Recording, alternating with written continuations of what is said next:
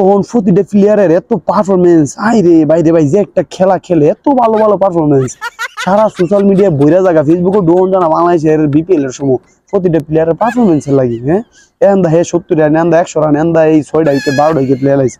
কিন্তু দেখা গেছে কি এটির সবটাই একটাই কারণ, জাতীয় দল একটুখানি জায়গা পাওয়ার লাগি, আকতি মিনতি নিজের পারফরমেন্স নিজের প্রতিভাটা দেয় কোন রকম জন জাতীয় দল ফাউডার দিতারে শেষ একবারে সিম্মা জায়গা, বেলুনের মতো ফুলা জায়গাতে একবারে সিম্মা জায়গা। এটা হচ্ছে আসল কাহিনী, আসল রূপ। জাতীয় দল গেলে দেখবেন আগ দেখ ডাক দেখ দেখার জীবন নষ্ট, না পারবো ব্যাটিং, না পারবো বোলিং, না পারবো ফিল্ডিং। এই যে বাংলাদেশের প্লেয়ারের প্রতিটা অবস্থা। আর নাইলে এত দুর্বল দুর্বল দলের সাথে কেমনি এত বাজে ভাবে আইরা জায়গা বাংলাদেশ।